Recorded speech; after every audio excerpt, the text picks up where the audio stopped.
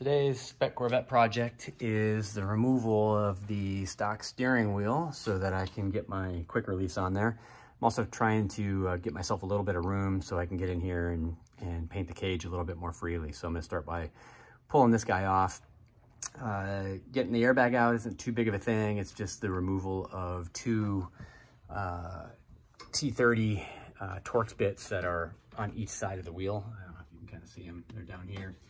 Those come out relatively easy. You just need something long and skinny. So I've got a T30 bit and a little extension to get down in there. And if I cock the wheel to the side like this, I'm able to just get this bit to grab up top without having to remove this, this plastic housing around the column. So that's what I'm going to do here. Of course, for sure, before you do any airbag work, always pull the battery or disconnect the battery so you don't get an accidental discharge that knocks you out and gives you black eyes and a broken nose and all of that. So mine's been done. It's been sitting for a while, so any capacitive charges should be cleared. So I'm going to go ahead and pull this sucker out. Okay, so with our two Torx bolts out, they're just these guys. They look like that. The airbag will just pop right out, and then it leaves a couple of things that aren't super intuitive. So one is this connector on the back of it. There's a little tab that's down in there, so you flip that tab up, and then you can pull up on this, and it'll disconnect it from the airbag. The other one that's not super intuitive is this little red wire. If you tug on it, you'll feel there's a spring in there. The way to release this is actually to push this little plastic piece in towards the front of the car, and then twist it counterclockwise, and it'll come right out. And then this last guy, the black wire, this is all that's holding this thing up right now, is actually just a spade connector. So you pull that off and the airbag will come loose. So I'm not going to do that right now because I don't want it to fall, but that's about it. So then the airbag's out, and then next bit of work here is to get out the impact and a socket so I can get this nut off, and then we'll grab some pullers and start to work on getting this steering wheel pulled off. All right, some quick tips for getting the steering wheel off. So one is I'm just going to use a typical, 3-prong gear puller to get this guy off. I've got a set of them. This is the medium-sized one. I went ahead and threaded the steering wheel nut back on just as a safety precaution because these things are on pretty tight. It's unlikely that it would pop off and fly and hit me in the face, but just in case. So I just threaded it on loosely so that the nut will catch the steering wheel if it came off with a lot of force. The next thing is that getting these prongs back behind this plastic shroud is really tough to do. So what I ended up doing was I took this clamshell surround that goes around the steering column. I took that off. It's just a couple of T25 screws, and then I ended up pulling the trunk release out of the way just to give myself a little clearance. That allows you to pop these tabs and push this plastic piece back. You kind of have to maneuver it a little bit because there's I don't know if you can see it here, but there's like this black plastic piece back here that kind of prevents it from going back. But if you wiggle on it and move it around enough, you can actually push it back far enough to get clearance for your prongs. So I'm just going to crank on this. It's going to be a two-hand operation, so I'm going to set the phone down, but just crank on this until it pops. When it does pop, it's going to really pop. It's going to sound kind of loud, so it might jolt you. It does take more force than you probably think it should, so just be ready to crank on it a little bit. Well, that wasn't too bad at all. So just cranking on that gear puller. I did it by hand, just to keep an eye on the amount of force that was going on, and it came off okay. So anyway, this guy, a couple hands, yep, just tugs off, and let me pass this guy through here. Now this plastic shroud on the back came off with my steering wheel, but anyway, this is the thing you're trying to get around, essentially this mechanism here. So when you're doing that, it will go over the top just fine, but on the bottom there's this plate that's going to prevent it from kind of moving out of the way. But still, that worked just fine for me. I kind of shimmied the thing up, pushed it over, and that gave me enough room to get my gear puller tongs on there. So that worked out okay. So with this off and taking a quick look at it, I did notice one thing with my clamshell is that apparently I had a screw. This is almost kind of like a little reverse Torx that I didn't realize was up here. So when I was pulling on my clamshell, to get it off of here, I think I pulled that guy loose. So just pay attention to that when you're taking yours apart. I think it's going to go back together with the other screws that hold it on, and it's going to be just fine, but I'll take a look at it when I get it back together. If it's flopping around, I'll pull one off of the parts car and just replace it real quick. But so pay note to that. Otherwise, another option, if you're going to be throwing this stuff away anyway, would be this, to basically cut this black shroud off and leave the clamshell in place. And that would allow you to get enough room, maybe even a little bit easier to get more room to get behind that steering wheel and pull it off with the gear puller. So that's it. Next up, we'll be getting the adapters on here and get the quick release mechanism in place.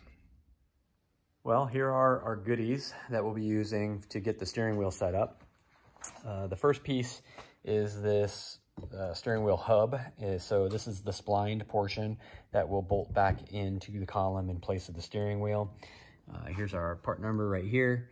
And this is the Nrg Kit, or Nrg Quick Release Kit, which I've actually quite like. I used this on my last Spec Corvette build. I liked it enough that I'm getting another one. I've used some other quick releases that don't clock in the past, and so they're kind of hard to align back up. Sometimes you get the steering wheel on crooked. This whole kit actually keeps you straight all the time, which is kind of nice. So anyway, this is the hub. The second piece here is this spacer. It's a 1/2 inch spacer. The purpose of this is not actually, in this case, to space it back at you a 1/2 inch, although that is what it does in part. The real reason I got this guy is because, for whatever reason, the way that this is set up, if you just put this on, the way that it aligns, the steering wheel ends up being cocked a little bit to the side. And so this spacer with the extra holes in it allows you to clock the spacer off just a hair, and that will get your steering wheel straight up and down. So the spacer will then just sit on top of this guy. You'll find the right hole to align it with. And then from there, we'll put on our quick release hub. So the part number for the spacer is this right here. And then over here, our quick release hub. This is the unit. Part number for the quick release hub is here. This has 2 pieces associated with it. So this is the part that attaches to the steering wheel, and it sits on this little guy, which is what attaches to the column, right? So this will sit on the holes, and the way everything lines itself up, it'll clock itself just right so that it's straight up and down. And then our quick release mechanism will sit on top of it. And again, the way that this Nrg works, it's clocked. These detents are offset just enough that it only goes on one way. So when you pop the wheel back on, you kind of twist it side to side, and it will find its little detents, click itself back, and then you're good to go and drive. So it's a pretty cool setup. It's also pretty cost effective. And then the last bit here is my steering wheel. I went with an MPI, or Max Papis International steering wheel. Part number is right there. So this is a 14-inch suede wheel. It is slightly smaller than the stock wheel that comes on the Corvette, which is good because the stock wheel is gigantic.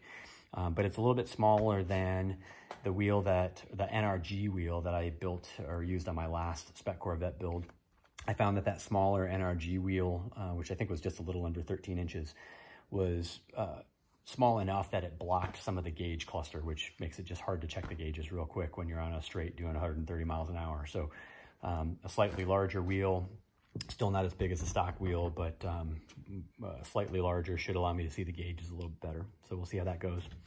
Anyway, I'm going to get to installing these, and I'll check back here in just a bit. All right, back in the car. One thing to note is I went ahead and just snipped off the airbag connector here. It's just not necessary. This car is going to be a race car for the rest of its life, so I'm not going to be running an airbag at all. So I snipped that off. And then my hub is going to go on here. So I guess one thing to note is the reason that this needs that little adapter to clock it is because this little dot would otherwise be sitting up top, except that my steering sensor there has a little piece that will stick through that hole. That's a here, so that's going to force this to be down towards the bottom, which is going to require the use of that additional adapter. So this guy I'll just slide on, and then I will put the make sure that's all aligned in there, and then torque that nut down. I believe it's 100 foot-pounds, so crank that thing down, and then I'll be ready to go ahead and get the other portion of the adapter on there. All right, as you can see, I've got my spacer now. Well, I've got the main spline adapter is in place. It's been torqued down. The spacer is in place, but it's loose. You can see that these Allens will completely recess into the holes, and you can also see that in this case we're using the innermost set of holes towards the center, and those line up well and just get it centered up there. So I'm going to go ahead and apply some blue thread locker or medium strength thread locker onto this guy so that those don't back out, and then go ahead and get the quick release adapter then attached to this. So you see these little threaded holes, it'll bolt right up to those guys, again using some Loctite to keep them from backing out. Well, in the car now, I've got my quick release hub attached. It's Loctited into place. You can see the Nrg in the little dot marker is up at the top, so it's properly aligned. My steering wheel was straight up and down. I have gone ahead and attached my steering wheel to the quick release hub. All right, so it's there, same thing. It just bolts into place, and throw some Loctite on it. So then that goes ahead and locks into place just like that. So you can see from my driver's view, I'm holding this about eye level. I can see all my gauges. I guess it's a little bit tough to see with the way the camera's set up, but it's not sticking up over the top here. But from my eye level, I can just see all the gauges in between the wheel. So that works out pretty well. I think this is gonna end up being about the right size. You could probably even go maybe a hair smaller. If this is 14, you might be able to go like 13.5 or something like that. But anyway, that's the steering wheel and the quick release. I need both hands to get that off of there, but anyway, it pops right on and off. And not too bad of a job. That took me, gosh, I don't know, maybe half hour, 45 minutes, something like that.